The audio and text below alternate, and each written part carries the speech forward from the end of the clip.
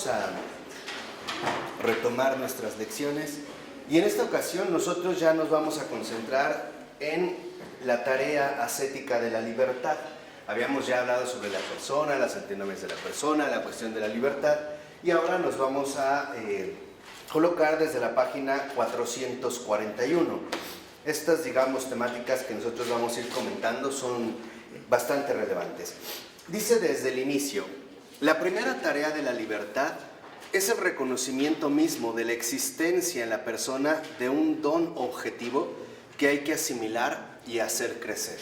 O sea, en un primer momento, cuando nosotros hacemos referencia a la libertad,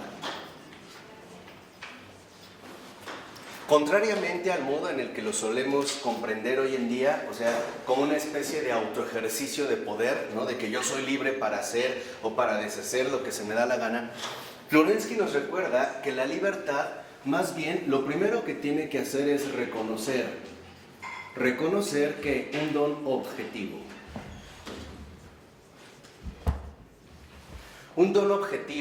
el cual debe ser recibido, y no solo lo debemos recibir, sino también hacer crecer.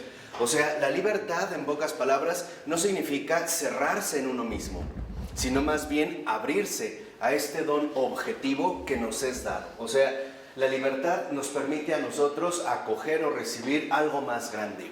Y esa sería, digamos, una de las tareas fundamentales de la libertad. O sea, la libertad no como la posibilidad de quedar encerrado en uno mismo, sino como la posibilidad de reconocer un don objetivo y por lo tanto recibirlo y también en este sentido hacerlo crecer. Aquí vemos también el complemento de la donación. Si las cosas se donan, nuestra libertad también es apertura, no es apertura y recepción.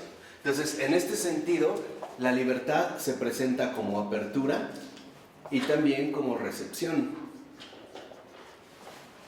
Es recibir algo y estar precisamente abierto para poder recibirlo. De tal forma que entonces, en este sentido, nosotros poseemos libertad para dejarnos fecundar por algo más grande, para que podamos crecer más. De hecho, por ejemplo, incluso en un sentido muy básico, cuando uno ama, uno se abre para recibir ese amor. Y esta apertura solo se puede dar a raíz de la libertad. O sea, sin libertad nosotros no estaríamos abiertos a nadie más, ni estaríamos abiertos a algo más. En cambio, la libertad es, digamos, la posibilidad de ser fecundos, de recibir algo más grande. En este sentido, un don objetivo. Por eso, en la siguiente cita, dice Florensky que el talento es la facultad espiritual.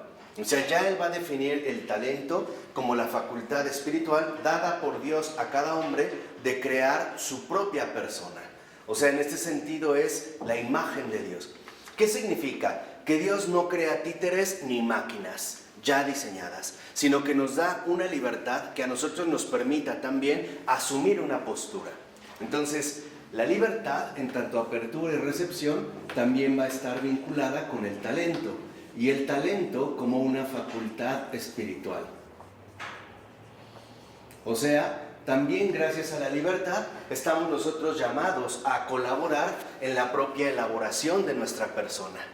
No estamos, digamos, totalmente condicionados ya de una manera, sino que el talento es, digamos, la posibilidad que se nos da como facultad espiritual de rehacernos constantemente, ¿no? Por ejemplo, en un sentido también muy básico, nosotros en efecto somos libres para equivocarnos, o bien tenemos la posibilidad de equivocarnos, pero es esta misma libertad la que nos permitiría salir del error.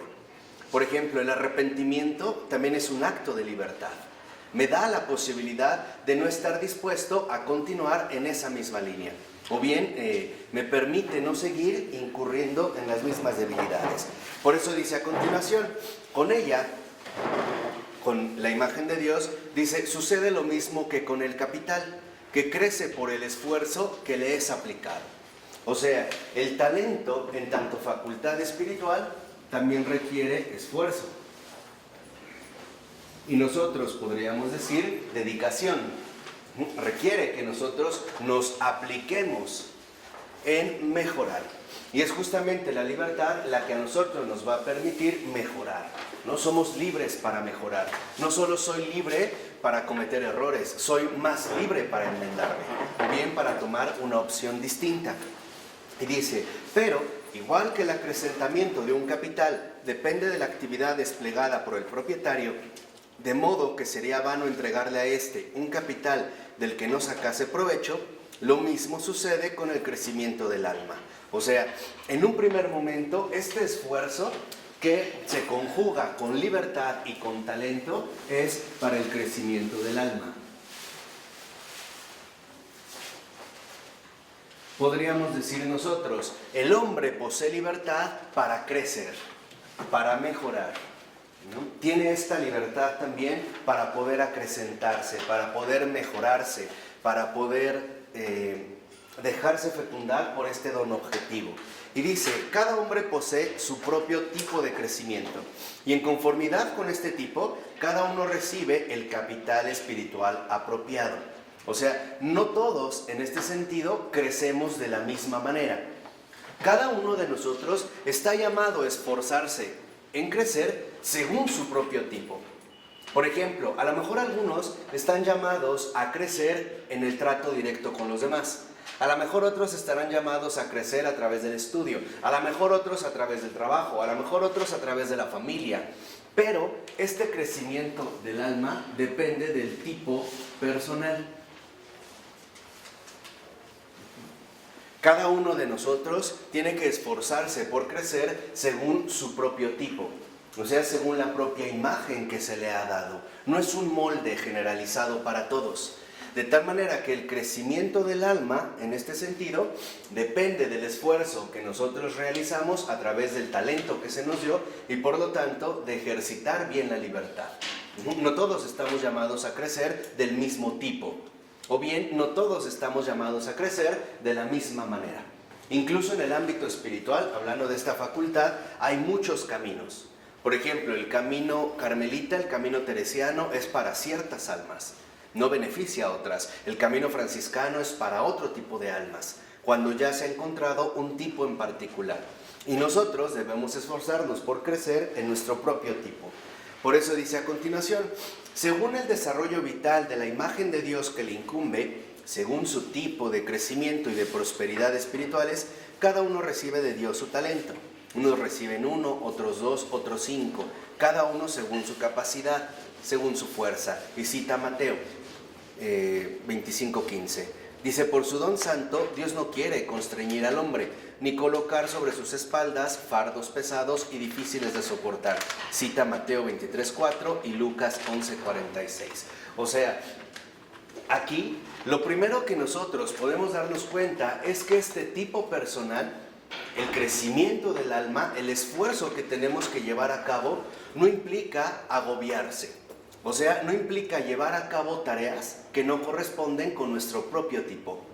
O que nos terminarían en algún momento incluso haciéndonos sucumbir. En lugar de sacar algún tipo de provecho, nos provocaría más bien cansancio o desgaste, agobio. No, el tipo personal, y es aquí donde entra algo importante, es la carga suave y ligera. Y esto es bien esencial, Cuando el Señor dijo, mi yugo es suave y mi carga es ligera, la carga suave y ligera quiere decir que donde nosotros sentimos mayor suavidad, es ahí donde nosotros debemos dedicarnos más. Donde yo sienta mayor, por así decirlo, ligereza de alma, mayor facilidad para ejecutar la acción, para llevar a cabo el servicio, es ahí donde me tengo que concentrar. Porque ese es el punto al que está llamado precisamente en un primer momento el crecimiento de mi alma, o sea, según su tipo. Es como cuando uno de nosotros va encontrando su misión o su vocación y se dedica a ella, una de las cosas que encuentra es que no le resulta agobiante, que incluso es algo que puede hacer continuamente sin fastidiarse. Esto no quiere decir que no se va a cansar, claro que se va a cansar, pero no fastidia.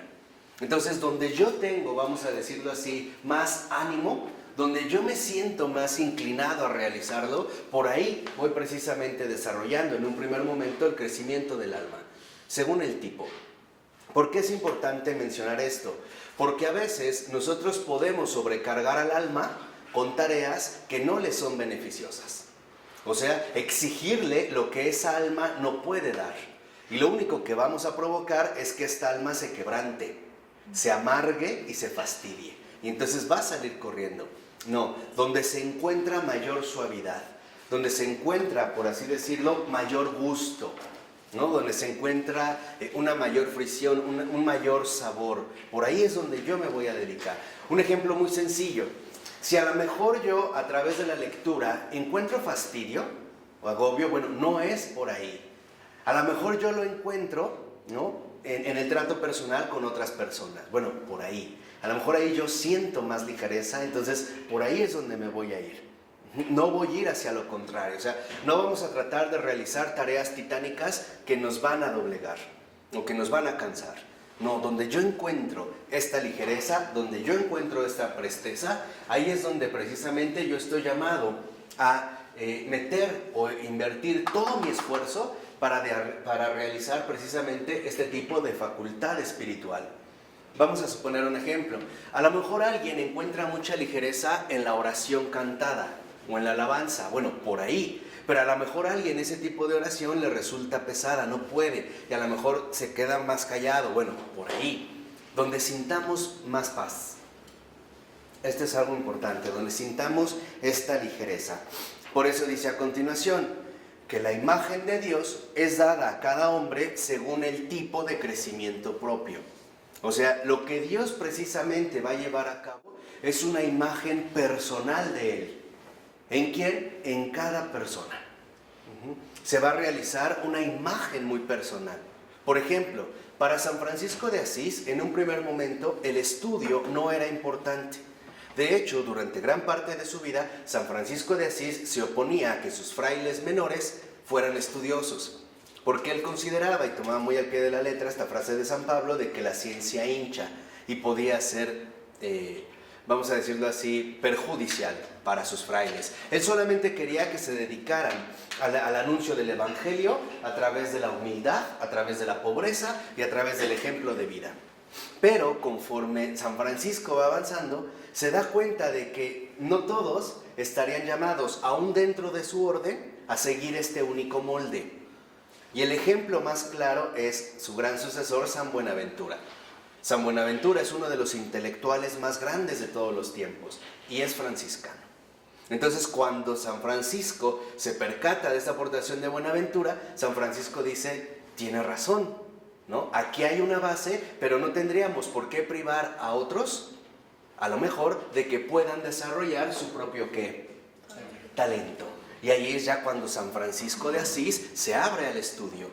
Tan es así que después veremos en el siglo XIII hasta una especie de competencia académica, ¿no?, entre franciscanos y dominicos, ¿no? Y el gran teólogo, vamos a decirlo así, el gran estudioso, sería precisamente San Buenaventura. O sea, en algo que nosotros debemos precisamente de tener en cuenta es que el talento no solo es mi propia capacidad subjetiva para hacer bien algo, no, el talento se corresponde con un don objetivo. En este sentido, el don objetivo sería lo que nosotros podríamos llamar tarea o bien misión. Si, por ejemplo, para alguien su talento es la lectura y está llamado ahí a realizar su esfuerzo como crecimiento del alma, tal vez esta persona se pueda pasar leyendo 8 horas sin mayor problema. A lo mejor alguien con media hora ya se agobió. Entonces habría que ver cuál es el talento. O sea, tendríamos que irnos abriendo para descubrir, y eso es lo que nos permite precisamente realizar la libertad. O sea, lo que quiero que entiendan es que los caminos del Señor siempre son personalizados. No podemos encajar en un solo molde. Les ponía el ejemplo de San Francisco de Asís porque es como un ejemplo muy, muy claro, ¿no? El hecho de poder abrirse, de poder, en este caso también, incorporar el estudio. Entonces, para San Buenaventura también quedaba claro que el estudio, en pocas palabras, era una vía de santificación. Entonces, eso es lo que debemos de comprender. El talento como facultad espiritual a nosotros se nos da para la santificación. Cada uno de nosotros. En este sentido, podríamos decir, ¿Cómo nos vamos a ir santificando? Pues según nuestros propios talentos, según el desarrollo o el crecimiento de lo que Dios mismo nos ha dado. Así es como nos vamos a ir santificando. Es así como, por ejemplo, ¿no?, nosotros vamos a poder, en este sentido, ir creciendo. Y este crecimiento se va a ir reflejando precisamente en el tipo de persona que somos. De tal manera que debemos de descubrir cuáles son los talentos que Dios me dio. ¿Cuáles son los talentos que Dios me da para que en mi libertad los pueda desarrollar? Los pueda literalmente explotar, los pueda hacer crecer, los pueda madurar. Y entonces, al alcanzar este tipo personal, lo que vamos finalmente a resaltar es la imagen de Dios. La imagen de Dios en cada persona. Por eso, fíjense, ya San Agustín, en el pleno siglo IV y V, él tenía una frase extraordinaria. Ya se había percatado esto de los talentos y él decía: hay santos para todo tipo de personas. Así de sencillo. Por ejemplo, a mí en lo personal, San Juan de la Cruz no me ayuda mucho.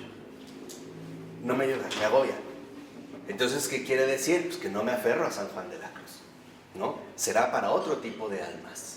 Entonces, uno va a ir buscando precisamente los talentos que corresponden a un don objetivo que se nos da, y por lo tanto son los talentos que nosotros vamos a poder, por medio de los cuales vamos a poder realizar la tarea. Dicho brevemente, Dios es tan bueno que los talentos que nos dio para realizar la tarea o los dones objetivos que nos ha encomendado, nos lo dio para que al momento de realizarlo, lo realicemos con gran alegría. No hay nada que nos haga más felices que cumplir la voluntad de Dios, porque es el deseo que el Señor imprimió en el alma. Ahí es cuando nosotros, literalmente, como decimos, nos llegaríamos a sentir realizados. No hay nada como hacer la voluntad de Dios. ¿Por qué? Porque entonces se conjugan mi talento con mi tarea. Lo subjetivo y lo objetivo coinciden en lo que llamamos misión, en lo que nosotros precisamente vamos a desarrollar como misión. ¿Y cómo me puedo dar cuenta que estoy desarrollando mis talentos y que estoy literalmente en la misión y que estoy haciendo la voluntad de Dios? Porque hay paz, porque hay alegría, porque hay gozo. Esto no quiere decir que no hay dificultades, no confundan. Claro que hay dificultades, pero en el fondo hay un gozo. Hay una certeza interior en el alma de saber que está en el lugar correcto. No le cabe duda, Ahí sus talentos ya están conjugados con la tarea. Y por lo tanto se empieza a manifestar la imagen de Dios. ¿De acuerdo? Por eso en el último renglón lo menciona muy bien el texto. En último término se trata de que podamos asimilar la imagen divina. De que nosotros podamos asimilar, ¿no?, el talento a la tarea, al don objetivo que se nos dio. Dios nunca, y eso es creo que algo que jamás debemos olvidar, Dios nunca aflige los corazones. Jamás. Jamás los aflige, jamás. Cuando estos talentos se conjugan con la tarea, lo que hay es gozo. Y el ejemplo más drástico es de los primeros mártires, ¿no? Van al martirio y van cantando. Van alabando, van felices. Los están devorando los leones y ellos tenían una sonrisa radiante. O sea, jamás el Señor aflige los corazones. Y esto es algo que nosotros no debemos perder de vista. Bueno, por ello entonces, en la página 442, siguiendo con esta parábola de los talentos, dice el texto: el que había recibido 5 talentos adquiere otros 5. El que había recibido 2, otros 2. Y dice Florensky, ¿qué significan estas palabras en la parábola? Dice, si los talentos son la imagen de Dios, ¿cómo podría el hombre añadir algo a su ser deiforme e incluso doblar la imagen de Dios en su propia industria por su esfuerzo creador? Y dice, en el poder del hombre está no el crearla, sino el asimilarla. O sea, lo que Dios nos pide es asimilar lo que ya se nos ha dado. Por eso pone como este ejemplo digestivo, ¿no? Dice, lo mismo que la fuerza viviente del organismo no crea su alimento, sino que lo asimila. O sea, tenemos estómago no para que el estómago fabrique su propio alimento. Lo único que tiene que hacer es recibir y asimilar. Por eso la libertad nos da apertura y recepción. Entonces, la imagen de Dios, y esto es algo extraordinario, no se alcanza con un esfuerzo sobrehumano o titánico, o tampoco se alcanza violentando nuestra propia naturaleza finita. No, lo único que requiere la imagen de Dios es asimilación. Asimilar lo que ya nos ha sido dado. Por eso les insisto en que la carga es suave y la carga es ligera. Por eso cuando decimos, el Señor no te va a pedir nada que no te haya dado, es esto. No te pide que tú tengas que inventar nada, que tengas que crear nada. Lo único que te pide es que ya asimiles, ¿no? Que asimiles lo que has recibido, que lo aproveches, que lo utilices. Y cuando tú aprovechas ya lo que has recibido, es porque entonces tú vas a estar desarrollando, precisamente haciendo emerger, haciendo brotar, haciendo salir esta imagen. De tal manera que la asimilación de parte de nosotros es más bien ya respuesta. No se trata, y aquí también vale la pena mucho aclararlo y es bien importante, no se trata de querer agradar a Dios como a mí se me dé la gana. No.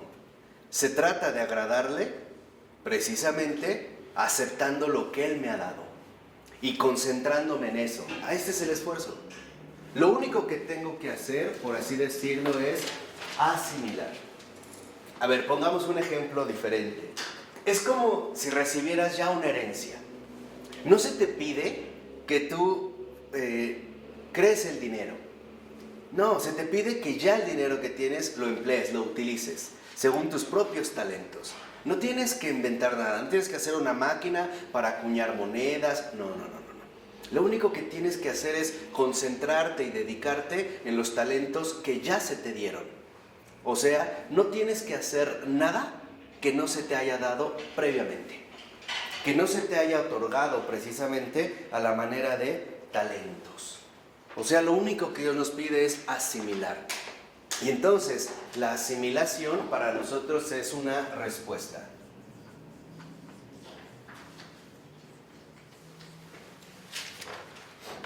Es responder, o mejor dicho, corresponder a lo que ya se nos ha dado. Corresponder, emplear, dedicarse a lo que ya nos ha sido dado. Por eso en el siguiente párrafo, más o menos a la mitad, dice el libro: el hombre no hace crecer su persona, no tiene la dinamis para ello, o sea, la fuerza, pero adquiere un acrecentamiento apropiándose de la imagen de Dios de otras personas. El amor, tal es la dinamis por la que cada uno se enriquece y se acrecienta absorbiendo a otro. ¿De qué manera? Dándose a otro. El hombre recibe en la medida en que se entrega. O sea, estamos llamados a hacernos crecer mutuamente. Y aquí es donde entra literalmente la otra parte fundamental de la asimilación. La asimilación que me toca a mí llevar a cabo, ¿no? Desarrollar lo que ya se me dio. Por ejemplo, a nosotros no se nos pidió que como hombres inventáramos las manos. Lo único que se nos pide es que las usemos bien, ¿no? Lo mismo, no se nos pide inventar los talentos, ya se nos han dado. Ahora hay que emplearlos bien, pero entra otro detalle. La asimilación también se va a ver influida por los demás, o sea, por el ejemplo que me dan a mí. Ahí es donde me pueden favorecer para que yo saque mi propia imagen de Dios, o bien para que se distorsione esta imagen. ¿De dónde provienen estas primeras influencias? De los padres. Después de los familiares más cercanos, los amigos, la gente que me rodea. Ahí es cuando en lugar muchas veces de favorecer a alguien, le perjudico. Es lo que nosotros llamamos el buen y el mal ejemplo, ¿no? Si tú das un buen ejemplo, esto va a repercutir en la otra persona. Y al revés, si de ti brota un mal ejemplo, esto también va a repercutir en la otra persona. Entonces, nosotros estamos llamados también a notar que nuestros talentos no son propios, sino que nuestros talentos, en último término, están al servicio de los demás. ¿Por qué? Porque es en los demás donde se van a ver finalmente también aprovechados, ¿no? Servir en este caso como ejemplo. de tal manera que entonces nuestra propia asimilación sea ejemplar. O sea, sirva de ejemplo para otros. La manera en la que hemos asimilado los talentos, la manera en la que se ha podido alcanzar la imagen de Dios, sea algo ejemplar para todos. Y los casos más concretos son justamente los santos. Los santos nos enseñan muy bien en su asimilación y nos ayudan a que nosotros también podamos avanzar. Entonces nosotros nos tenemos que dejar enriquecer por los demás y también estar dispuestos a enriquecerlos. O sea, que haya un intercambio fecundo. ¿Y esto cómo se logra? Dando lo mejor de uno mismo. ¿Y qué es lo mejor que yo puedo dar? Pues los talentos que Dios me dio. Eso es lo mejor. De hecho, así es como se cumple la misión. El corazón de la misión cristiana, la esencia, vamos a decirlo así, de la misión cristiana es muy sencilla. Poner al servicio de los demás los talentos que Dios me dio. ¿Por qué? Porque lo que Él me dio es lo mejor que puedo ofrecer. ¿Es la misión? ¿La misión? Ese es el corazón de la misión cristiana. Poner al servicio de los demás los talentos que Dios me dio. No hay mejor misión, no hay, por así decirlo, ¿no?, una misión distinta que yo pudiera planear. Aunque yo pudiera llegar a tener grandes ideas de lo que quiero realizar, si no son los talentos que Dios me dio, no es lo mejor. No va, vamos a decirlo así en pocas palabras, no va a poder adquirir estos frutos de vida eterna. Entonces, esto realmente es muy importante. Que nosotros veamos que para ser ejemplares lo vamos a hacer mientras desarrollemos nuestros propios talentos. Porque al habernos sido dados por Dios es lo mejor que podemos ofrecer a los demás. Es la manera realmente como nosotros vamos a hacer resplandecer nuestra propia imagen. ¿Esto sí queda claro? Esto es muy, muy, muy importante, porque si no a veces confundimos el corazón de la misión. Por ello, en los 3 últimos renglones de esta página dice: cuando en el amor se entrega enteramente, se adquiere a sí mismo, pero esta vez fundado, afirmado, profundizado en otro. Dicho de otro modo, dobla su ser. De este modo, aquel que había recibido 5 talentos les añadió otros tantos, y el que había recibido 2 no les añadió ni más ni menos que 2 talentos. O sea, cuando uno se vuelve ejemplar, entonces uno alcanza una gran fecundidad. Y la razón es muy obvia. Si yo logré manifestar mis talentos, a lo mejor Sandra se enriquece con este ejemplo. Y entonces, de este talento ya no es 1, ya son ¿qué? 2. Entonces, por eso decía, estamos llamados a multiplicar los talentos. Pero, y esto es lo central, ¿cómo se multiplican los talentos? En los demás. No es una inversión propia. Esto es, de verdad, esto es bien importante porque este de hecho es el espíritu católico. Los talentos no son como una autoinversión, no es como el banco, donde yo meto 1000 y espero recuperar 1000 para mí. No. Si a mí se me dieron 5 talentos, yo voy a multiplicar mis talentos, pero en los demás. ¿Cómo? Siendo ejemplar. Es así como se van a multiplicar mis talentos. Es así como se van a volver fecundos.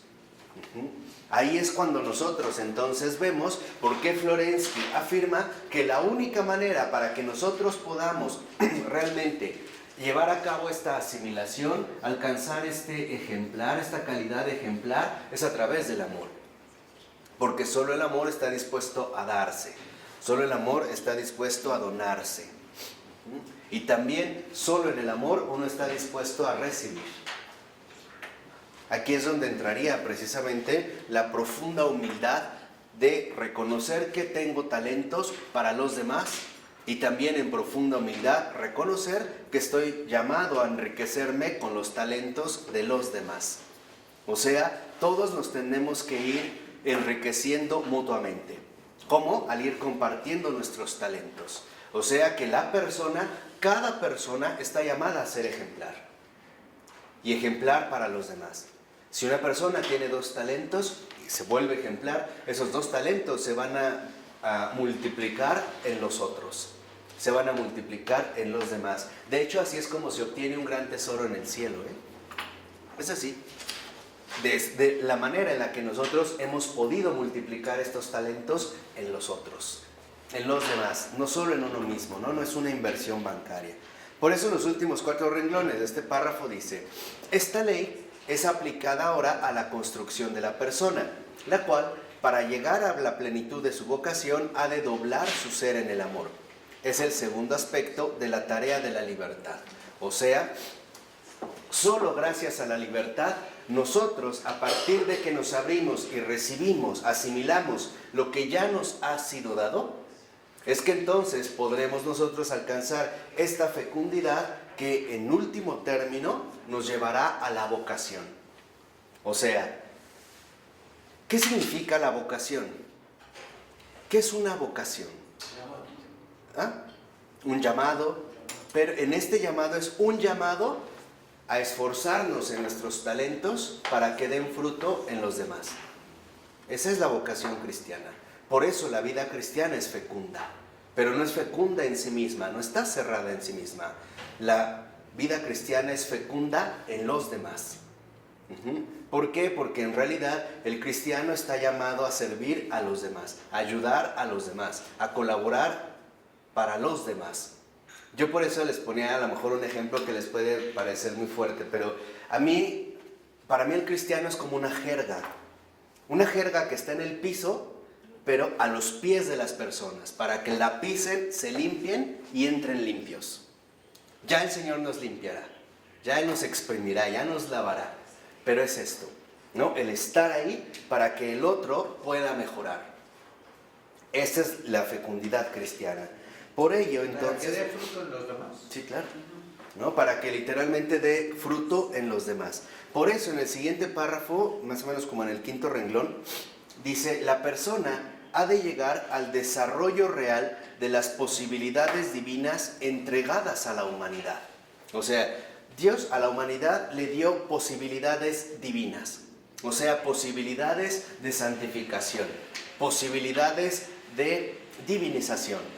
¿Qué es lo que nosotros debemos de llevar a cabo? Un desarrollo real, no solo un desarrollo especulativo. Y aquí entonces el criterio del amor es muy claro. Si no hay frutos en los demás, no se está haciendo la misión.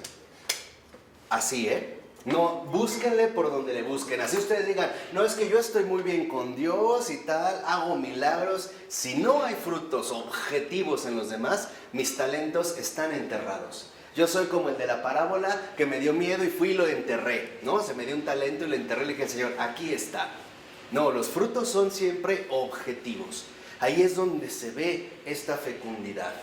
Si no hay frutos objetivos en los otros, no estoy haciendo la misión.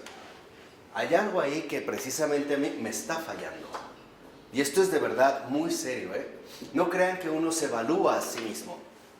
La multiplicación de los talentos no depende de lo que uno llega a suponer. Depende de hecho de la fecundidad, vamos a decirlo así, que se dio en los demás. O una de dos: o estamos llamados a sembrar la semilla, o estamos llamados a preparar la tierra. Cualquiera de las dos. O nos toca hacer el trabajo pesado, ¿no? O sea, preparar las almas para que llegue otro y siembre la semilla, o bien a nosotros nos tocará sembrar la semilla directamente. Pero siempre la relación es con el otro, siempre es por el otro, siempre es precisamente para el otro.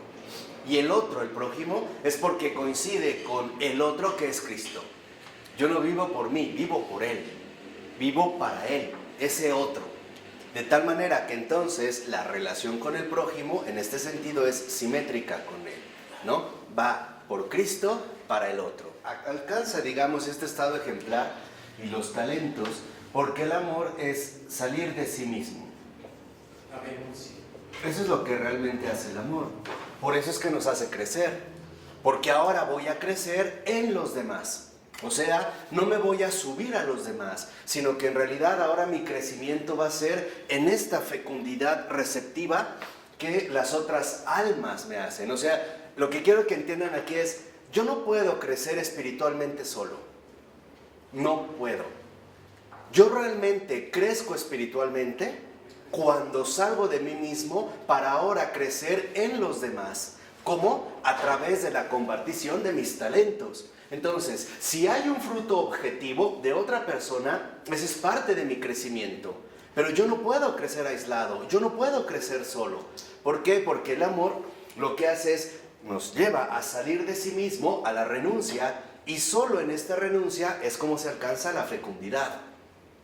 Esto, digamos, va como muy al fondo de lo cristiano, porque hoy tendemos a pensar que el crecimiento es individual, ¿no? Por ejemplo, piensen en el modo laboral en el que el mundo hoy se organiza. Para que tú crezcas, tienes que tomar cursos, tienes que hacer esto, tienes que prepararte, tienes que actualizarte, tienes que irte allá, tomas un diplomado, subes, bajas, haces ejercicio, pero solito. El cristianismo es justo lo contrario. En el cristianismo no se trata de apropiarse de nada, se trata de poner al servicio de los demás todo lo que me ha sido dado, todo. ¿Y qué es todo lo que me ha sido dado? Mis talentos, o sea, la imagen divina que el Señor ha impreso en mí desde que me ha creado. Eso es lo que se espera de mí. Por eso la vida cristiana se mide en base a los frutos objetivos. Los talentos que el Señor me ha dado, que es mi facultad espiritual, mis vías de santificación, requiere esfuerzo, que es el crecimiento del alma. ¿Cómo puedo darme cuenta de mis talentos? Tengo que conocer qué tipo de persona soy. O sea, el Señor, ¿cómo es que me ha creado? De tal manera que el tipo de persona que soy me lleva a reconocer que la ejercitación de mis talentos es aquello que, por ejemplo, se me hace mucho más suave y ligero. No viene amargura, no viene peso. Por ejemplo, les decía, a lo mejor para una persona leer es tedioso. Bueno, no tiene el talento de la lectura. Es donde sentimos como hambre interior, donde el corazón siente deseo, o sea, donde el corazón quisiera aplicarse, hacia lo que el corazón quisiera finalmente entregarse, llevarlo a cabo. Y estos talentos pueden ser de muy diversa índole, según la persona. Entonces alguien puede sentir el enorme deseo de casarse y consagrarse a su familia. Ese es un don, o sea, ese es un talento, no cualquiera está llamado. Alguien puede ser a cuidar a los animales, ahí hay un talento, ¿no? Alguien puede ser a servir a los demás, ahí hay un talento. O sea, pero siempre se ve como algo que va a ser en beneficio de todos. O sea, el Señor, digamos, cada talento que nos da es en beneficio de los demás. Claro. Porque tenemos estructuras sanitarias. Exactamente, entonces... Por nuestra estructura trinitaria, imagen semejanza de Él. Claro, por eso es lo que les decía. Mientras yo más asimilo, les voy a decir así muy brevemente. Mientras más yo asimilo la imagen de Dios que me ha sido dada, más ayudo a los demás. ¿Por qué? Porque en último término, los talentos no son más que los elementos de salvación que el Señor ha querido compartir con cada uno de nosotros. ¿Para qué? Para que su obra se lleve a cabo, trascendiendo, mostrándose, sacando a la luz lo mejor que Él nos ha dado. Y una vez que se va sacando cada talento, se recupera esta imagen de Dios. Les voy a poner a lo mejor ahorita un ejemplo muy sencillo. San Juan Crisóstomo, la propia boca lo dice, la propia palabra, era el boca de oro. ¿Cuál era su gran talento? Predicar. ¿A qué se dedicó? A predicar. Nada más. O sea, él no tenía, su talento no era estar en oración contemplativa 12 horas. No, su talento era la predicación. Y lo intentó. Y no pudo. ¿No? O sea, él intentó seguir digamos, por el contexto, el camino ascético, ¿no? Que venía, se estaba asimilando de los padres del desierto. No pudo. Bueno, él tuvo que regresar literalmente, ¿no? A Antioquía. Exacto, ¿no? Y ahí van, o sea, como en caracteres tan distintos. El talento de Juan de Antioquía era la predicación. Tan es así que su apellido o su sobrenombre fue el boca de oro. Crisóstomo es eso, boca de oro. Entonces, él al predicar muestra su talento y ahí es donde literalmente coopera en la salvación de las almas. ¿Por qué? Porque cada uno de nosotros estamos llamados a ser instrumentos de la salvación de Cristo. ¿Cómo? Poniendo al servicio de los demás los talentos que el propio Dios me ha dado. Y esto es justamente la gran obra del amor. No sé si esto queda claro. Esto de verdad es bien importante, ¿no? No podemos nosotros dar buenos frutos si es que no estamos concentrados en los talentos que Dios me dio. Si a lo mejor a uno le dio el talento de hablar, de nada le va a servir pasar en silencio absoluto en la cartuja, ¿eh? En serio, ¿eh? De nada. Todo esto que hemos comentado, en último término, va a reconocer Florensky que justamente el talento, los dones que Dios nos da, es justamente lo que a nosotros nos va a permitir desarrollar nuestra vocación. Ahí es donde vamos a encontrar los frutos, pero son los frutos de vida eterna. No se trata en este sentido de cualquier cosa. Por ejemplo, a veces yo me pregunto, ¿cómo le hizo un gran escritor para escribir de esa manera? Es su talento. Ahora, ¿era necesariamente católico o creyente? No. Pero ese talento se le dio y lo puso al servicio. Tan es así que a través de esta escritura, de estas novelas, puede ayudar a muchísimas otras almas. A lo mejor un párrafo, a lo mejor un renglón, a lo mejor el título, a lo mejor la novela entera. Algo le puede llegar. Yo nada más quiero mencionar algo de pasada. A mí en una ocasión me dio mucha luz un autor, para nada católico, que se llama Hermann Broch. Y en un libro que jamás hubieran esperado, que se llama El Maleficio. Y ahí venían unos renglones luminosos. ¿Y por qué se da este fruto? Porque él está desarrollando su propio ¿qué? Su propio talento. Esto incluso en Rusia se dio de manera extraordinaria. Por ejemplo, Mikhail Bulgakov, que yo siempre les recomiendo que lean, ojalá lean El Maestro y Margarita, Corazón de Perro, Los Huevos Fatídicos, lo que quieras, pero extraordinario. Él era médico. Él era médico y en efecto se estaba dedicando a la medicina, pero hubo un momento en el que él cayó en la cuenta de que su talento y su vocación no era la medicina, era la literatura. Y ahí es donde dio sus grandes frutos. Dejó por completo la medicina para consagrarse de lleno a la literatura. Y ahí está su talento. Ahí es donde entonces se vuelve un cooperador de la salvación. O sea, se pone en este caso al servicio. Ahora, esto es el lado óptimo. Esto es literalmente lo que cada uno de nosotros está llamado a realizar. Pero, si nos vamos a la página 444, más o menos a la mitad del primer párrafo, el propio texto lo menciona. Dice, pero el hombre puede rechazar el don divino. ¿Por qué? Porque somos libres. O sea, podríamos desperdiciar el talento que Dios nos ha dado. Enterrarlo y no hacerlo fecundo. No ponernos literalmente, ¿no?, al servicio de los demás. Dice, el hombre puede rechazar el don divino. Ser como el servidor infiel que no ha fundado su persona, que no ha ganado lo que le había sido entregado. Quiere ser por sí mismo. Pero entonces cae en la situación paradójica de volverse ciego en la luz resplandeciente de la Divina Trinidad. O sea, nosotros sí podemos rechazar el ser servidores. ¿Cómo ser por sí mismo? ¿Sí? O sea, no quiere apelar a lo que se le ha dado, entonces dice, yo no quiero estos talentos, entonces yo voy a tratar de ser por mí mismo. Voy a rechazar, por ejemplo, a mí se me dio el talento para la medicina. Ah, no, yo me voy a aferrar a ser músico. Y entonces no sigo mi talento, no sigo los dones que se me dieron. Es más, me niego a hacerlo. Entonces, los dones, los talentos, ¿no?, los dones que se nos han dado, los talentos que se nos han dado, requieren fidelidad. O bien, nosotros ante los dones podemos asumir fidelidad, pero también infidelidad. O sea, la fidelidad sería aceptación, la infidelidad sería rechazo. Y esto es muy delicado porque a veces precisamente en nuestro entorno normal vendrían como tentaciones muy sutiles de reprochar siempre lo que no se nos dio. ¿por qué no nací en Alemania? ¿Por qué no soy güero? ¿Por qué no soy músico? ¿Por qué no sé qué? ¿Por qué no sé qué? Pero esto es para...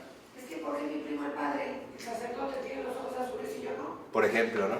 Desde cosas así mínimas. Pero aquí es hacia donde se dirige el rechazo. O sea, lo que va a estar precisamente de por medio en ambos casos es que los dones se pueden corresponder con fidelidad o bien se pueden corresponder con infidelidad. O sea, con aceptación o con rechazo. Y ese también es el gran drama de la libertad humana, ¿no? La libertad humana en este sentido es dramática. Porque sí tenemos la opción de aceptar o rechazar. Que, por ejemplo, la infidelidad finalmente va a culminar en rechazo. Y por lo tanto, en esterilidad. Es cuando una persona se vuelve estéril. No da fruto. Y la aceptación a lo que nos va a llevar es a la fecundidad. Aquí es como iría la línea. Si yo soy fiel a los dones que me ha dado, o sea, si realmente correspondo a ellos, si los acepto y los asimilo, lo que viene es fecundidad. Pero si yo realmente no acepto y no soy fiel a los dones que se me dan y viene un rechazo, ¿en qué voy a acabar? En la esterilidad. O sea, no hay nada, ¿no? La vida transcurrió sin ningún tipo de relevancia más allá, más grande que uno mismo. Fue, digamos, una vida más entre otras, sin haber podido, digamos, mezclarse de lleno aquí. Por ello, si nos vamos a la 444, en el penúltimo párrafo dice: la semejanza era, para la teología patrística asumida por Florensky, una fuerza para conformar toda la personalidad empírica en la totalidad de su fundamento como imagen de Dios, es decir, la posibilidad de que la imagen de Dios, nuestro íntimo patrimonio, se encarne en la vida, en la personalidad y de tal modo se muestre en el rostro. Más adelantito viene lo del rostro. Pero aquí lo que me interesa mucho es que vean cómo lo que hay que llevar a cabo precisamente con los dones que ya nos han sido dados es encarnarlos. O sea, se trata de que los dones se conviertan en una encarnación de la gracia, o sea, que realmente se lleven a cabo. Encarnar la gracia, no solo recibirla, encarnarla, porque la encarnación de la gracia es justamente un desarrollo real. Una vez, mi querido Batiushka me dio un ejemplo muy muy claro. Me dice, mira, puede ser que en una situación tú aceptas el don que Dios te dio, pero lo aceptas así, con la mano abierta. Se lo recibiste, pero dice, al menor descuido o movimiento que tienes, se cayó. Solo lo recibiste, no lo asimilaste. Entonces él me decía, el don no solo se recibe, se encarna, se aferra, se agarra hasta hacerlo mío. Esa es la encarnación de la gracia. O sea, no recibir el don o la gracia únicamente de manera superficial, o como por mero protocolo, o como por mera cortesía, ¿no? Como a lo mejor alguien te puede aceptar algo, pero nunca lo usa o lo tira o qué sé yo. No, se aferra, o sea, uno encarna la gracia. Eso es lo que va a dar precisamente el desarrollo real. El desarrollo real de la gracia que hemos recibido. A mí de nada me sirve, por ejemplo, recibir algo si lo tengo abandonado. No, si lo recibo, pues es porque lo voy a emplear, ¿no? Le voy a dar un uso y lo voy a usar de la mejor manera. ¿A mí de qué me serviría? Que alguien me regala un coche pero lo tengo cubierto ahí en un rincón. No sirve de nada. ¿O de qué me serviría que alguien me da una computadora si no la prendo siquiera? No, la voy a encarnar, la voy a asumir, la voy a desarrollar plenamente, o sea, la voy a desarrollar realmente. No solo decir, bueno, ya recibí la gracia, no, sino también emplearla. ¿Y la gente que no se da cuenta de sus talentos? ¿O cómo darse cuenta? O una de dos, mucha gente no se da cuenta de sus talentos, pero a pesar de eso, están aún así desarrollándolos. El problema es que no los están desarrollando en plenitud. Pero aún así están en la voluntad de Dios. Hacen algo, pero no hacen todo lo que debieron haber hecho. Entonces, que en efecto, cuando llevamos a cabo un desarrollo real, cuando realmente estamos desarrollando el don, el talento, entonces nosotros alcanzamos plenitud. O lo que es lo mismo, igual a asimilación. Quiere decir que ya lo asimilé. Edith Stein, por ejemplo, en Ser Finito y Ser Eterno, decía lo mismo acerca del estudio, ¿no? Decía, una cosa es entender, otra cosa es asimilar.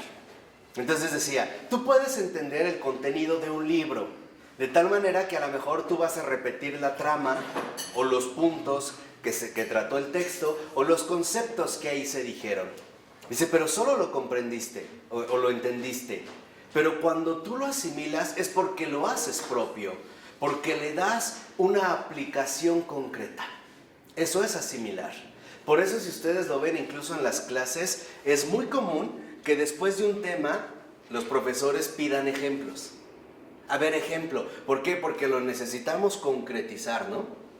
Necesitamos ver que lo asimilamos, o sea, que nosotros lo podríamos llevar en situaciones muy concretas. Entonces, cuando nosotros realmente este desarrollo real se alcanza, se apunta a esta plenitud, a esta asimilación, y esto es ser más grande que uno mismo. Que es lo que hace rato mencionaba Ronnie, ¿no?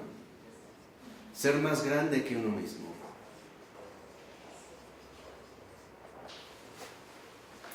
Es que parece tan difícil, pero al mismo tiempo es tan simple.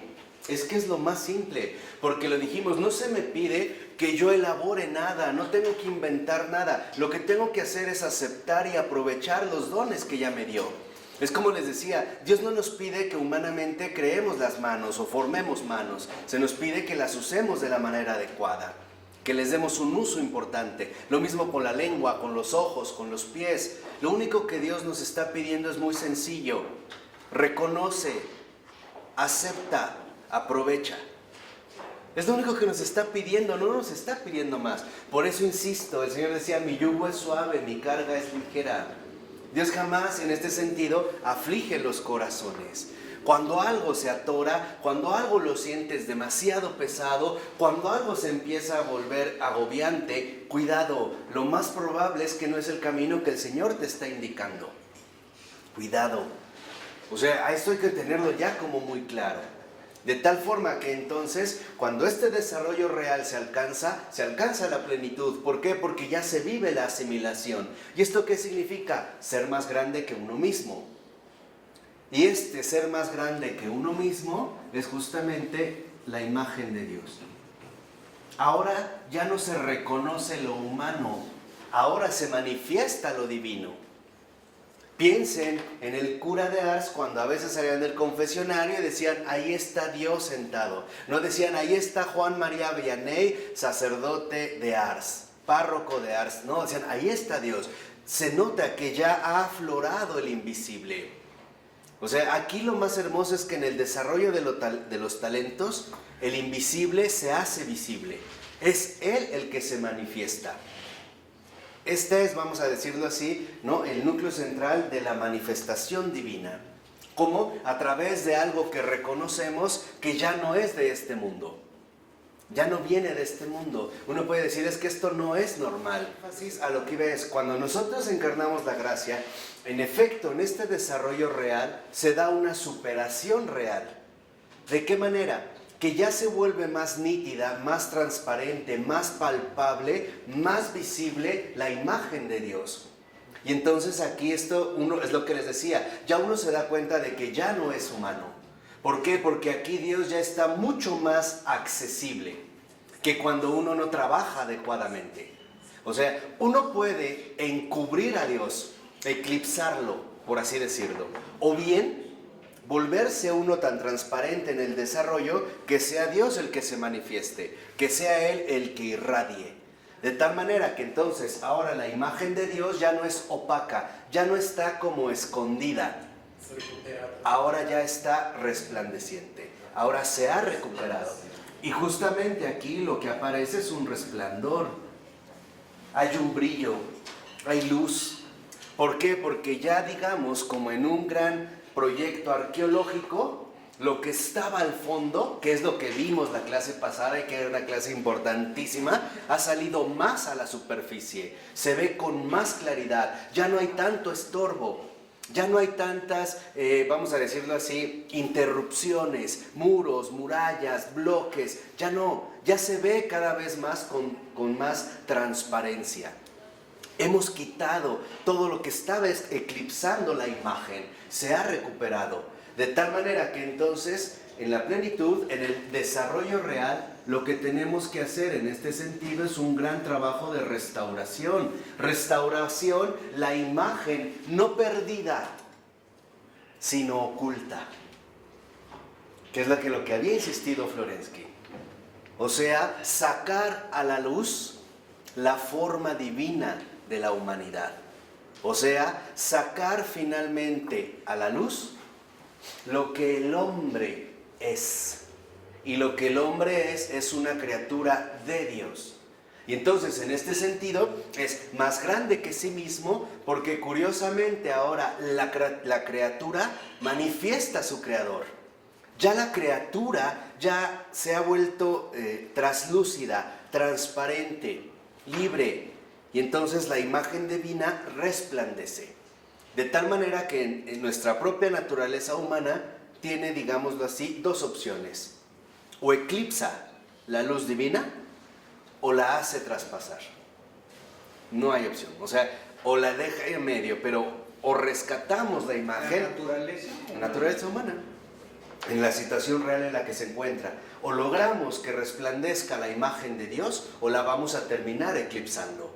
Esto es, digamos, lo que en términos más filosóficos dice en la página 445, un poquito arriba de la mitad del párrafo, lo que llama Florensky la profundidad que resplandece en el mismo fenómeno. O sea, lo profundo de nuestro ser por fin ha emergido. Ahora se ve más nítida la imagen. Y esta imagen de Dios en su resplandor es lo que ya habíamos insistido varias clases, lo que se llama persona. O sea, la persona es aquella que logra manifestar lo más humano de la humanidad. ¿Y qué es lo más humano de la humanidad? Su imagen divina. Es esto. O sea, ahí lo acabamos de resumir lo que hemos estado insistiendo. ¿Qué es una persona? ¿Qué es la persona? Es aquella que logra sacar a la luz lo más humano de la humanidad. Lo más humano de la humanidad. ¿Y qué es lo más humano que la humanidad literalmente posee? Su imagen divina. El haber sido creada a imagen de Dios. De tal manera que se rescató del lodo en el cual aparentemente había quedado como oculta. Nos lo dijo Florensky en la clase pasada. Podría ser que esté muy al fondo, puede ser que sea una chispita, una llamita, pero no está perdida. De tal forma que entonces lo que nosotros tenemos que hacer es una limpieza, ¿no? En este sentido, una limpieza integral. Por eso fíjense, más o menos unos 8 renglones antes de que acabe el párrafo, dice: efectivamente, a la consideración intelectual, la forma se manifiesta de un golpe y no por la suma de las partes. La persona es una totalidad. De aquí la negación por parte de Florensky de la visión del mundo del evolucionismo, porque este supone que de la nada se puede producir algo, mientras que para la concepción eclesial solamente el ser y el ser positivo puede generar al ser. Y esta generación es espiritual, porque el ser es espiritual. O sea, lo que nos está recordando en este sentido Florensky, y en aquello que realmente insiste una y otra vez, es que no olvidemos que nuestra esencia más profunda es espiritual. No es natural, no es mundana, no es terrenal, no es humana, es sobrehumana. Nuestra raíz más honda es espiritual. ¿Qué quiere decir? Que entonces la persona finalmente aparece como un ser espiritual.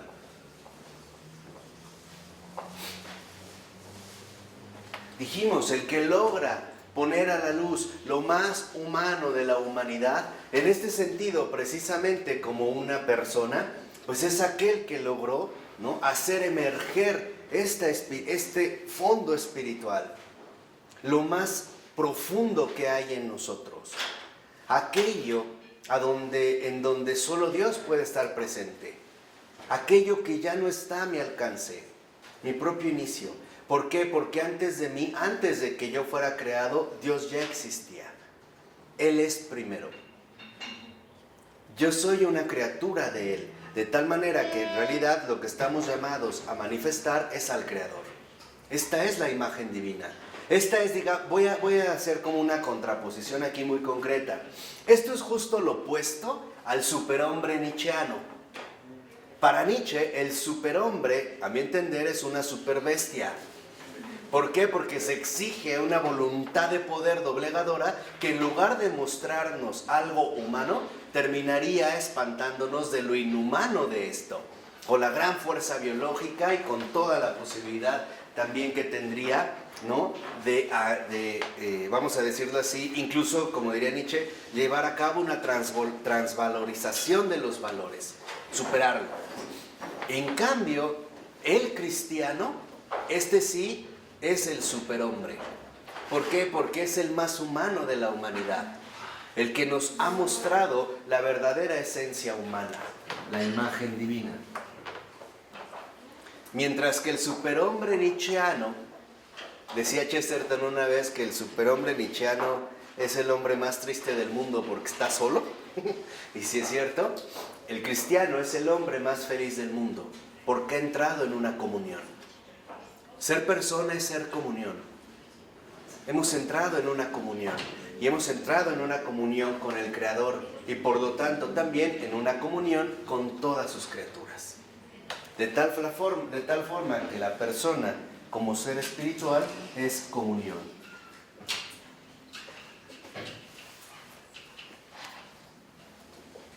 Es apertura. En este sentido, la persona es justo grandeza. Es grandeza de comunión. Se ha hecho más grande que sí mismo. Ha rebasado sus propias limitaciones. O sea, en pocas palabras, ha reconocido que Él no lo es todo. Es esto, pero para llegar a lo más sencillo hay que atravesar estos pasos.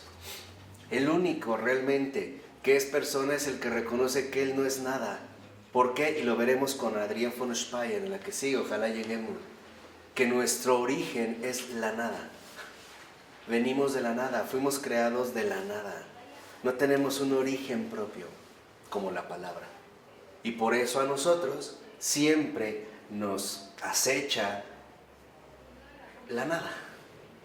De la nada vengo, a la nada ¿qué? Me voy. Eres polvo, y en polvo ¿qué? Te convertirás. Ahí va esto, o sea, es reconocer que uno no lo es todo, que en realidad Dios es lo único, tanto al inicio como al final.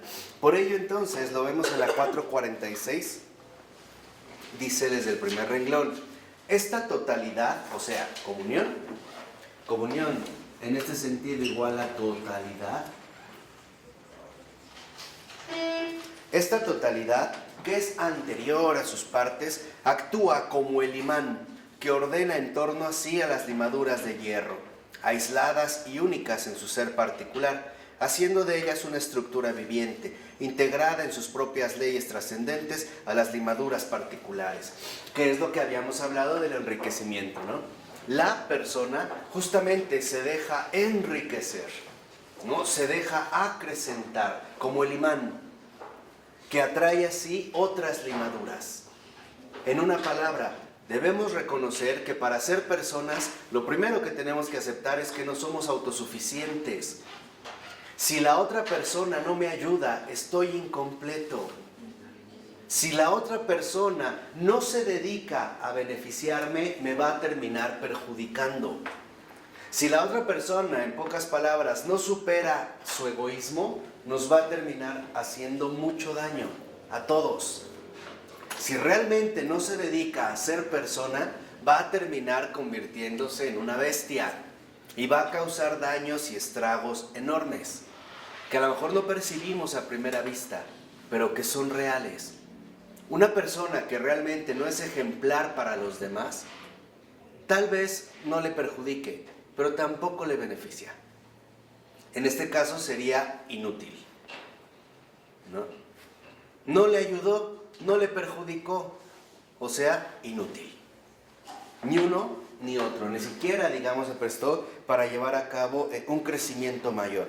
Por eso entonces, en los últimos 3 renglones de esta página dice: hay una estrecha relación para Florensky entre las herramientas y el espíritu humano.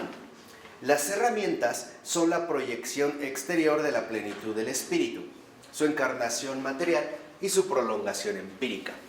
O sea, acuérdense que para Florensky los dos mundos están llamados a conjugarse. Entonces dice, lo que nosotros hacemos con las herramientas es prolongar la realidad espiritual, ¿no? Son, por así decirlo, la concreción de las potencialidades espirituales. El ejemplo más reciente de estas herramientas como prolongación de la vida espiritual humana es el iPad. El iPad nos abre a una potencia espiritual en sentido concreto y material. El iPad nos abre ahora a una, digamos, Es una herramienta que nos da, ¿para qué? que nos muestra una también de las potencialidades del espíritu humano, es su prolongación. O sea, la posibilidad de poder tener conjugadas muchas cosas en una sola tableta, en un instante, en un lugar y en un momento. Al menos la capacidad de organización y de conjugación de varios aspectos. En este sentido, lo que vemos es también la concreción de esta posibilidad espiritualmente humana. O sea, todas las herramientas humanas son logros del espíritu. Piensen, por ejemplo, en la fibra óptica. Piensen, por ejemplo, en las capacidades biomédicas que hoy en día se pueden emplear. Por ejemplo, ya los brazos son biomédicos. Ya no solamente son biónicos. Antes eran biónicos porque, digamos, estaban hechos como a la manera robótica. Pero ahora son biomédicos porque sabían también que los últimos, por ejemplo, implantes corporales, prótesis, que le llaman más bien, también tienen respuesta nerviosa y sensitiva. Se pueden conjugar, ¿no? Las fuentes nerviosas para percibir sensaciones tales como el calor, el frío e incluso picar, y la propia prótesis tiene una reacción. Bueno, esto se logra porque nuestro espíritu es capaz de hacerlo. O sea, también se ve literalmente como una enorme grandeza de espíritu. Hoy quizá no lo han notado bien, pero el mundo ha cambiado. ¿Por qué? Porque justamente la tendencia actual es que eso que tú tienes encima, enfrente mejor, eso desaparezca. La idea es que ahora todo se vuelva manual, fácilmente a través de la configuración de tu propio equipo, o sea, de las que llaman hoy en día aplicaciones. Tú vas a organizar tu propio mundo informativo, según tu gusto o tus necesidades. La idea es esta. Y esto, bueno, veremos que el proyecto es muy bueno. Cómo se desarrolle o con qué fines económicos se emplee es otra cosa. Pero el proyecto es extraordinario. Por ejemplo, quizá un caso dramático sea Alfred Nobel. Ustedes saben que hasta la fecha se sigue otorgando el premio Nobel con una fuertísima suma de dinero. Bueno, ni tanto, pero sí es una buena cantidad. ¿Por qué? Porque Alfred Nobel lo que inventó y desarrolló fue la dinamita, el explosivo masivo. ¿Para qué lo hizo él? Para ayudar a los mineros. Lo que quería Alfred Nobel es que ellos no tuvieran que estar picando piedra tanto tiempo, porque es un trabajo sumamente cansado, sumamente desgastante y que requiere muchísimo esfuerzo. Entonces él quería beneficiar literalmente a estos mineros. Lo logró, pero después emplearon la dinamita en combates bélicos. Alfred Nobel se espantó tanto que dijo, es que yo no quería esto. Yo no lo hice para esto, que entonces dijo, toda mi fortuna que amasó, imagínense cuánta dinamita, por ejemplo, se empezó a utilizar en las guerras de finales del siglo XIX-XX y sobre todo en la Primera Guerra Mundial. La patente del uso de explosivos. Que él dijo, bueno, toda mi fortuna ahora yo la voy a donar para la paz. Y así es como viene el Premio Nobel de la Paz. Entonces, la dinamita también es un gran logro espiritual del hombre, ¿no? Facilitaría este trabajo en concreto. Pero después, a lo mejor, la maldad humana es la que la puede emplear de una manera totalmente ¿qué? Por ejemplo, otro gran logro del espíritu humano es La energía atómica. Albert Einstein, también, ¿no? En la producción de la energía atómica, o sea, la aceleración incontrolable de las partículas.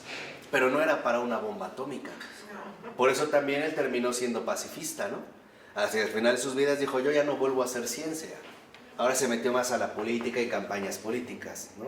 O sea, ya promover el pacifismo y cosas así por el estilo. Pero en los avances médicos, por ejemplo, cuando se empiezan a desarrollar estas áreas químico-farmacológicas, los QFB, químicos farmacobiólogos, en efecto se han dado avances en la medicina y en el tratamiento de enfermedades sumamente importantes, pero también esto se ha desviado de tal manera que se han desarrollado las llamadas drogas sintéticas o drogas duras, desde anfetaminas, meganfetaminas, crack, bla, bla, bla, bla. O sea, lo que quiero que vean es que o se puede estos logros emplear para bien o bien desaprovechar en un mal, ¿no? De ahí entraría precisamente... Dependiera de la orientación que a eso precisamente se le quisiera dar, ¿no? O qué es lo que se quisiera precisamente llevar. Por eso, en el siguiente párrafo, en la 447, en el segundo dice, hay algo que nos permite ver en los organismos y en las herramientas una producción de la vida. O sea, aquí también, si se dan cuenta, lo que está haciendo Florensky es recordándonos que incluso las producciones más materiales de la humanidad siguen teniendo un trasfondo espiritual. Son alcances y logros del espíritu humano. Desde lo más complejo hasta lo más sencillo como una taza o un rastrillo. No tendríamos que irnos necesariamente a estas cuestiones ultra sofisticadas de tecnología de punta como hoy en día. No, sino que estos logros del espíritu que también se han puesto, digamos, al beneficio de la humanidad, ¿no? O al servicio de nosotros. ¿Para qué? Para que podamos alcanzar un crecimiento mayor. Ahora, lo que aquí ve Florensky es que también se ve como una producción de la vida. O sea, esta persona, esta encarnación de la gracia, también involucra al espíritu. Y el espíritu también está dirigido a una producción de la vida. O sea, también interviene en la producción de la vida. El espíritu humano se pone en marcha, ¿no? Se pone realmente en camino. Por eso dice que no se trata de una mera materia muerta, sino que las herramientas son la expresión concreta del espíritu.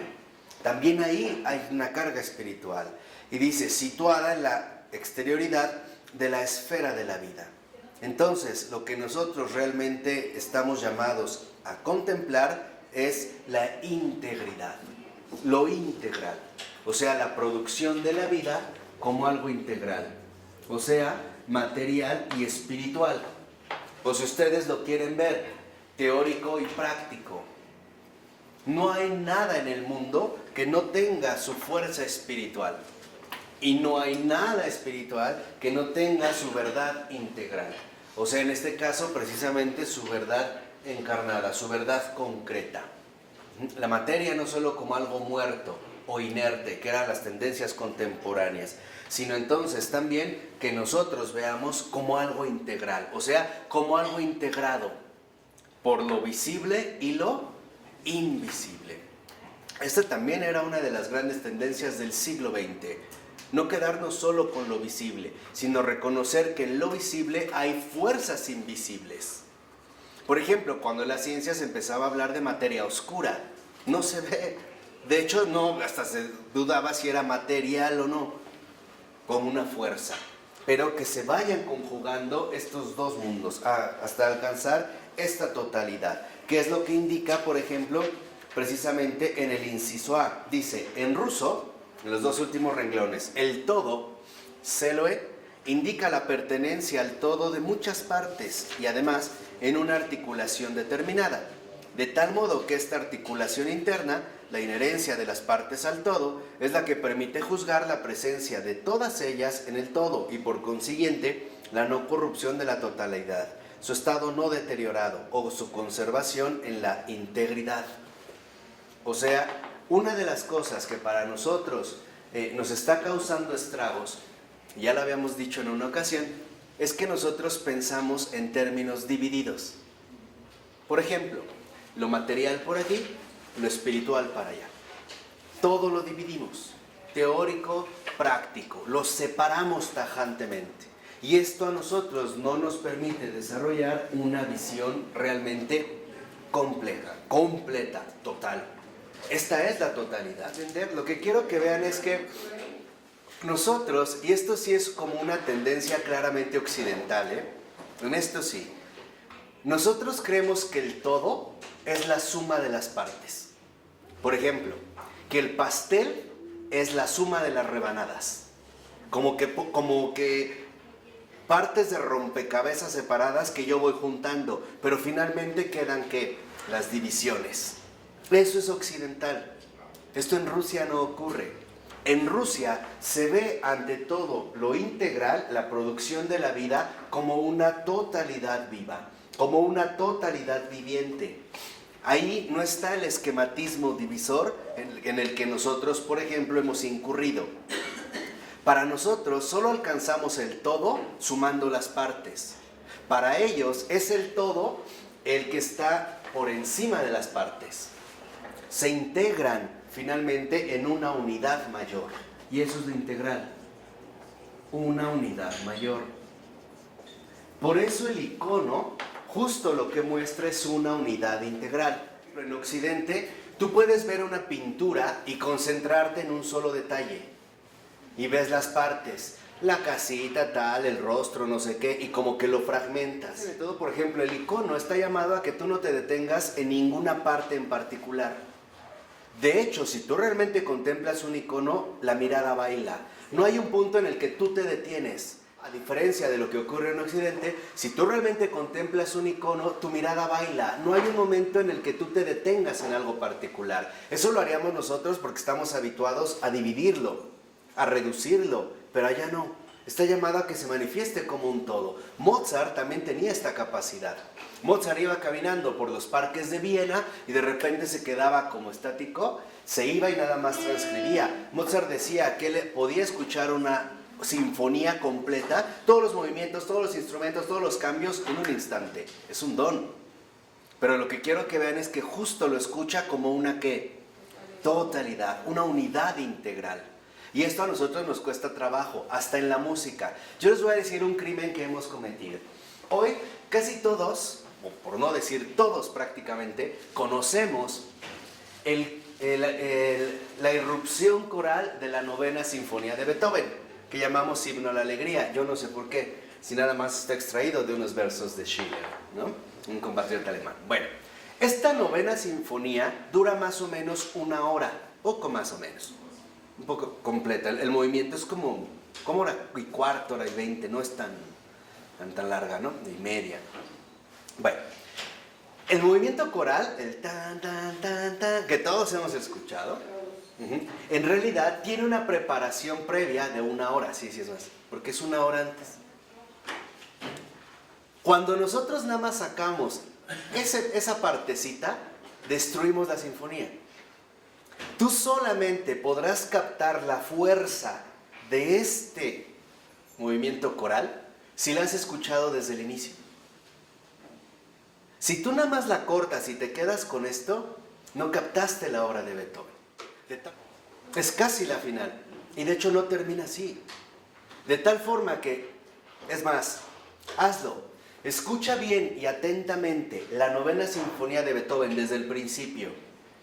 Cáptalo y verás que cuando llegue el momento corporal, el coral, si realmente lo escuchaste, lloras. Lloras, te conmueve, no es algo que puedes detener, te arrasa, o sea, te aplasta. Y esa era la intención de Beethoven. Cuando esto termina, avanza sobre otros movimientos, hace otras dinámicas para terminar siempre al muy estilo explosivo de Beethoven, ¿no? Tan, tan, tan, tan, tan, tan, tan, tan, tan, tan. Ya, que se caiga el mundo, todo. Todo. Pero tú no entiendes la novena si no la has escuchado, ¿qué? Toda. Y lo mismo te voy a mencionar aquí, aunque te suene extraño. Tú podrás saber de pintores, pero tú no has entendido una pintura si no la has captado toda la pintura.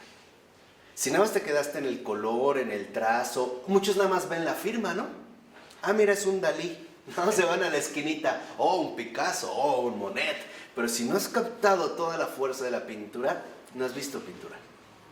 Realmente, o sea, con esta fuerza inmensa a la que se lleva. Esa es la unidad mayor. ¿Qué es lo que pasa? Y también hay que mencionarlo. En Occidente la cosa cambió porque es mucho más fácil dividir las cosas y manipularlas por separado.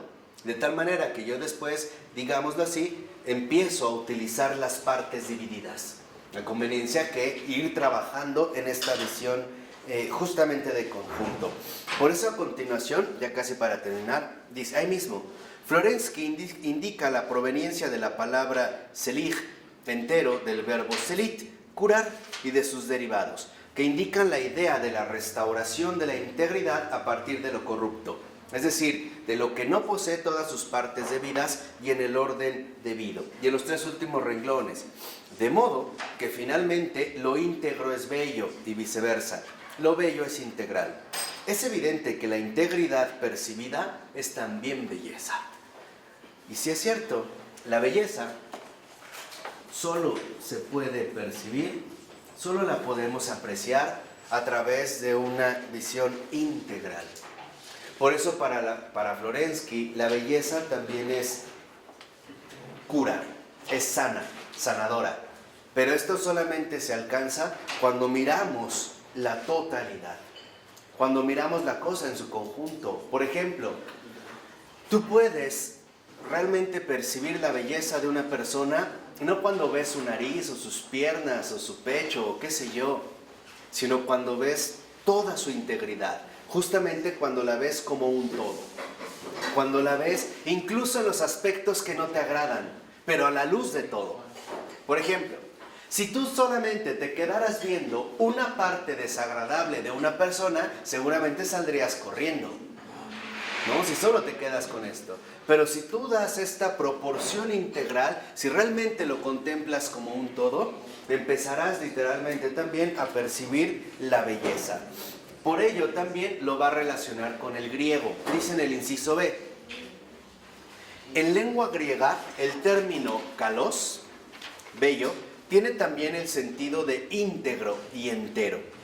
En la palabra sánscrita emparentada kalyana, la diferencia lingüística entre sano y bello aún no se ha producido, pero en griego el concepto de todo está expresado preferentemente por el término olos, todo, cada uno, la misma raíz de en latín saluos, solidus, y esta misma idea del todo como solidez y salud vital es la que se expresa en el término griego. O sea, también se vincula a la belleza la salud, lo integral. Y nosotros lo vemos. ¿Qué pasa cuando en un organismo, por ejemplo humano, a lo mejor uno de sus elementos empiezan a fallar? Basta con que empiece a fallar uno para que empiece a mermar justo la salud. Se ha perdido la integralidad, como que la unidad se empieza a ver afectada por alguna de las partes. Dice, en latín, sin embargo, la idea de totalidad es expresada con totus, que se refiere más directamente a la plenitud del contenido material, o sea, a la pluralidad de partes. En griego, por tanto, todo es lo sano. Cuando ellos hablaban de cosmos, estaban hablando de una totalidad, y por eso lo vinculaban profundamente con algo divino. Dice a continuación, fuerza que pone en relación, fuerza que unifica. En latín, todo es aquello que es puesto en relación, aquello que es conducido a la unidad, la pluralidad. Aquí es donde vemos la diferencia. En latín, lo que vemos es una pluralidad reunida. A ver, ¿cómo se lo explicaría? O sea, es nuestra influencia occidental. En latín, el todo es una pluralidad reunida, pero seguimos viendo las partes juntas. En griego, lo que importa es el todo, sin enfatizar en las partes. Por ejemplo, para el latino, una pizza es 8 rebanadas y se ven las cortaduras, ¿sí? Para el griego, la pizza no está rebanada. Hay 8 rebanadas, pero no está cortada, no está dividida, sino que se ve literalmente como un todo. ¿no? Como una manera amplia. Por eso dice a continuación, Florensky concluye que la concepción eslava, o sea rusa, se encuentra en medio, entre la griega y la latina, comprendiendo el todo como encarnación, como manifestación de la salud en el cuerpo, o sea, como belleza. Y dice, en la lengua hebrea, el concepto de la totalidad está expresada por, no sé cómo se pronuncia, cuya raíz verbal denota la idea de llevar a perfección, concluir algo, con el significado también estético de adornar. Entonces, en hebreo, el todo es la perfección. Y esta perfección también nos lleva a la idea de adornar. De tal manera que entonces, si el Señor ha hecho perfecta su creación, también la ha hecho adornada. La ha hecho bella, la ha hecho sana, la ha hecho íntegra. Significa lo que es perfecto según la forma, porque contiene la plenitud del contenido y es por tanto universal. Y ahí viene el resumen. Si ustedes ven, abajo está el esquemita en términos más resumidos. En griego, la fuerza viviente. En hebreo, la perfección. En ruso, la belleza. En latín, la plenitud. Esta es la totalidad. El todo es fuerza viviente, perfección, belleza y plenitud. Por eso, para Florensky, como lo dice en la página 450, Florensky investigará en todo fenómeno la integridad como encarnación de una idea y por tanto como belleza.